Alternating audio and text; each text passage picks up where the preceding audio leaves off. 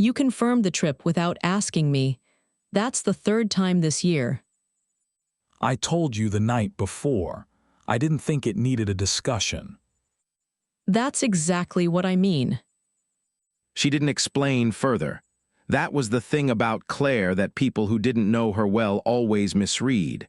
They mistook her stillness for acceptance, for agreement, for someone who had processed something and moved on. She hadn't moved on. She had just stopped expecting the conversation to go differently. They had been living together for 2 years at that point. Shared lease, shared account for household expenses, a drawer in the kitchen where they kept takeout menus they never used anymore because they both knew each other's order.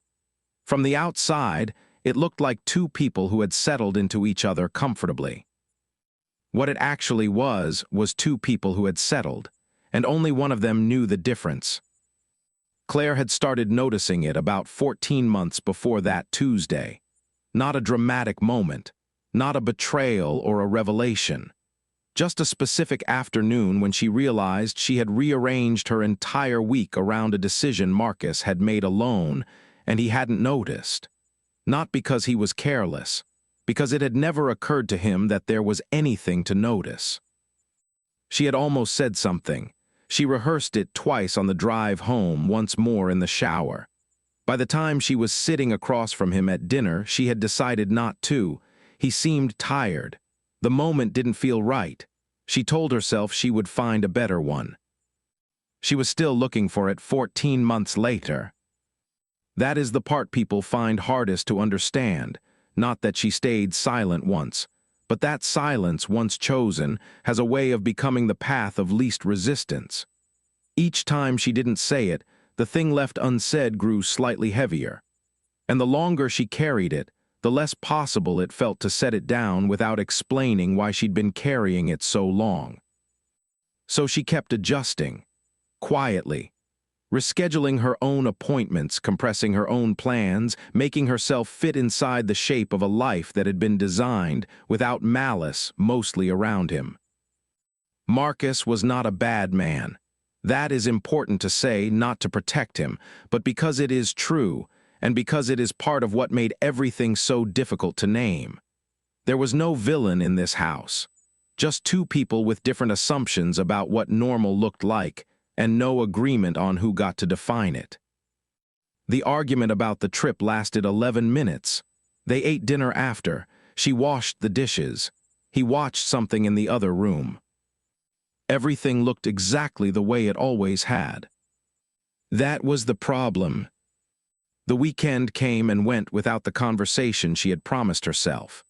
And on the Wednesday evening that followed, when she finally came home with the words ready, Marcus was still at his laptop, and the moment dissolved the same way it always did, quietly, without drama, without him ever knowing it had existed. It couldn't wait. She knew that when she said it. But Marcus had just gotten off a long call, and his laptop was still open, and the way he said, "I'm listening," while his eyes moved back to the screen once briefly, was enough.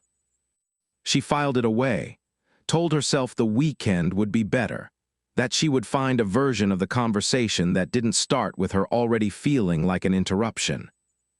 The weekend came and went. There are moments in a relationship that only reveal themselves as turning points in hindsight. At the time, they feel like nothing more than a small judgment call, a door you chose not to open because the timing was off, because you were tired, because you talked yourself into believing there would be another door just like it further down the hall. Claire had made exactly that kind of judgment call on a Wednesday evening in November.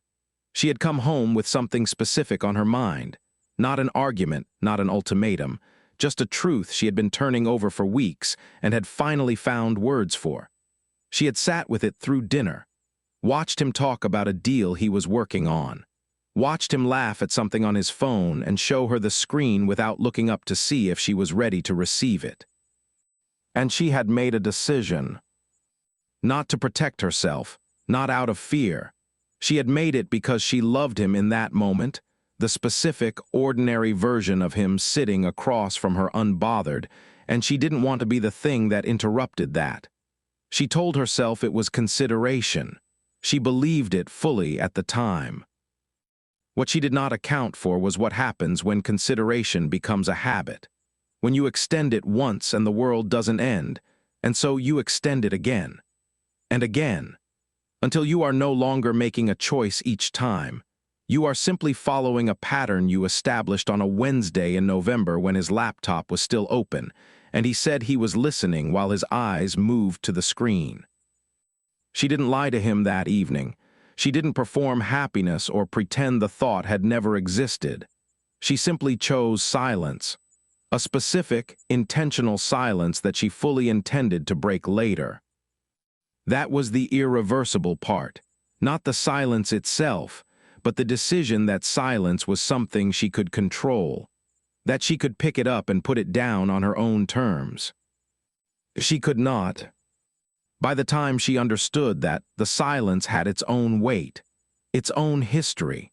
Saying something then would have meant explaining why she hadn't said it before, and that explanation felt larger than the original truth. So the original truth stayed where she had put it.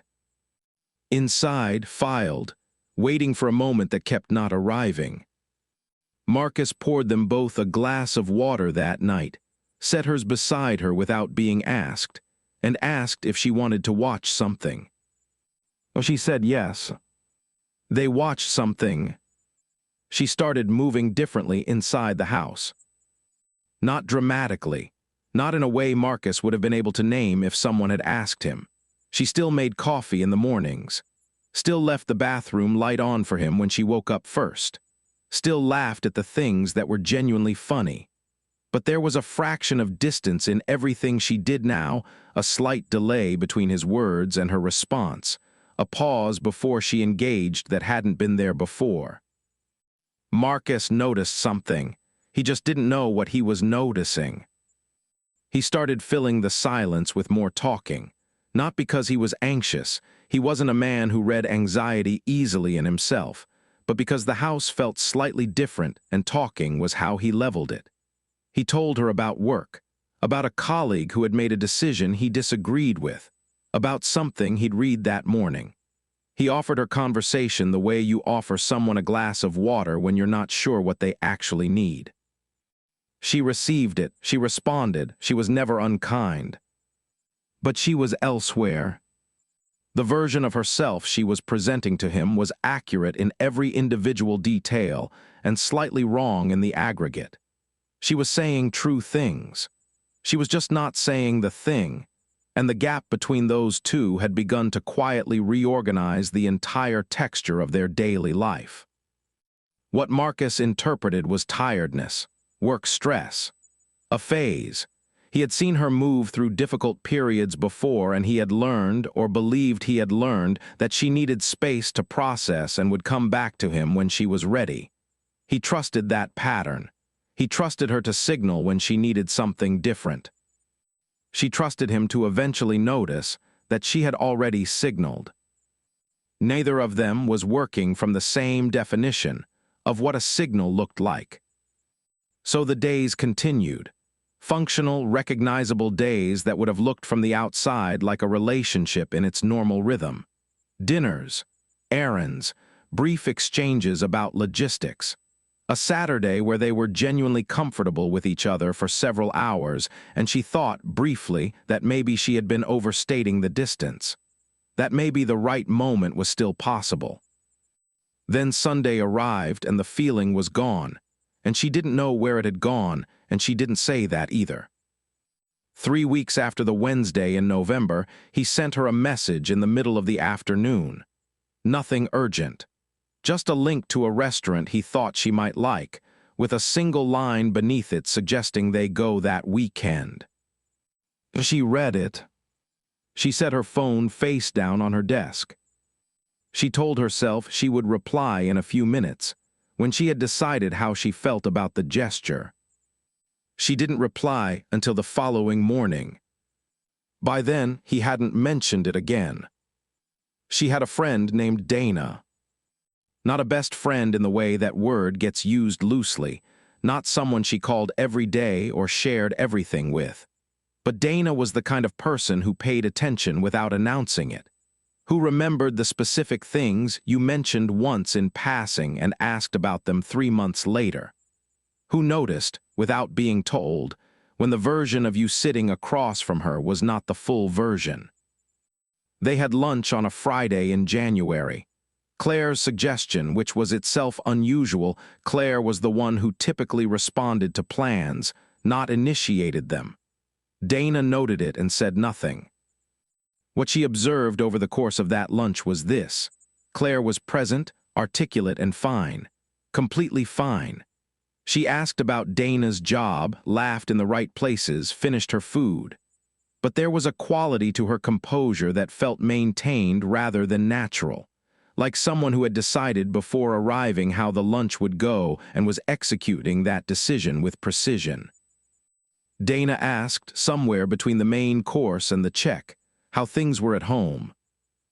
Claire said good, said Marcus had been busy, but that was nothing new, said they were thinking about repainting the living room. Dana nodded, let it sit for a moment. Then she asked carefully how Claire was doing inside of that. Claire looked at her, smiled in a way that didn't quite reach the rest of her face, and said she was fine, that she'd just been tired lately, that she thought she needed a proper holiday. Dana did not push. That was not how she operated, but she left that lunch with a specific feeling she couldn't dismiss, that Claire was describing her life from a slight remove. The way you describe something you are managing rather than something you are living. She sent Claire a message that evening. Nothing probing. Just a voice note 2 minutes long saying she'd had a good time, that they should do it again soon, and that she was around if Claire ever needed to think something through out loud. Claire listened to it twice. She typed a response, deleted it, typed a shorter one, and sent that instead. It said she'd had a good time too, that they'd do it again soon, that she appreciated Dana. It said nothing else. What Dana had seen, or sensed, more accurately, was not evidence of anything she could name. It was the particular way a person holds themselves when they have been holding themselves together for long enough that it has stopped feeling like effort and started feeling like personality. She didn't mention it to anyone. It wasn't her story to carry. But she kept the observation, filed it somewhere she would return to later, when the thing Claire wasn't saying finally found its way to the surface. She would not have long to wait. The moment it finally broke was not the moment she had imagined. She had rehearsed versions of it, a calm, clear conversation where she said the thing she had been carrying, and he received it with the gravity it deserved. What actually happened was smaller than that, and larger. It was a Sunday. Marcus had made plans for them without asking. Not a big thing. A dinner with a couple he was friendly with, people Claire had met twice and felt nothing particular about. He mentioned it that morning the way he mentioned most things, as information, not as a question. And something in her just stopped. Not loudly, she didn't raise her voice. She didn't cry. She simply looked at him from across the kitchen and felt the full weight of 14 months pressed down on a single ordinary moment. And she said, quietly, that she couldn't keep doing this. He didn't know what this was. That was the first problem. She tried to explain. But explaining required starting at the beginning, and the beginning was 14 months ago on a Wednesday evening when she had decided not to speak. And explaining that meant explaining all the Wednesdays that followed, and the Sunday mornings, and the unanswered messages she had eventually replied to, and the lunches with Dana where she had said she was fine, and the living room she had said they would repaint, and none of it came out in the right order. What Marcus heard was an accumulation, a catalog of grievances he hadn't known were being kept. He didn't hear it as pain. He heard it as a verdict delivered without a trial. He said she should have told him, that he couldn't fix something he didn't know was broken. She said she knew that. He said then, why didn't she? She didn't have an answer that would satisfy him. The real answer that she had tried once on a Wednesday in November, and his eyes had moved to the screen, and she had decided the moment wasn't right, felt too small to account for everything that had grown from it. And she knew, even as she considered saying it, that he would not remember the moment she was describing. That his not remembering was not proof that it hadn't mattered, but that she would never be able to make him feel the difference. So she said she didn't know. He went quiet, not the quiet of someone processing, the quiet of someone recalibrating, trying to locate himself inside a version of their relationship he hadn't known he was living in. They didn't resolve it that night. They didn't resolve it the night after. Within 3 weeks, she had moved the majority of her things to her sister's apartment. Not dramatically. In increments, the way she had done everything, quietly, without announcement, until the fact of it was simply complete. She thought once she had left that the feeling would shift. Not that she expected relief exactly, but she had anticipated some form of clarity, a settling, the way a room feels different once you've finally moved the furniture you'd been working around for years. Something that confirmed the decision had been the right one, or at least that it had been necessary. What she got instead was questions. Not about Marcus, not about whether she loved him or whether the relationship could have been saved. Those questions had a kind of distance to them now, real, but not urgent. The question that stayed close, the one that followed her into her sister's spare room and sat with her through the first weeks of February, was the one she hadn't expected. Why hadn't she spoken sooner? She had asked herself this before, but she had asked it rhetorically, as a way of understanding the shape of what had happened. Now she was asking it differently. Now she was sitting with it the way you sit with something that genuinely does not have a clean answer and may never produce one. She had stayed, she told herself, because leaving felt unkind. Because he wasn't a bad man and the relationship wasn't a bad relationship, and those two facts had made the truth she was carrying feel like an overreaction. Something she should be able to absorb, adjust to, outgrow. She had stayed because she kept believing the right moment to speak was somewhere just ahead of wherever she currently was. She understood now that the right moment had been the first one.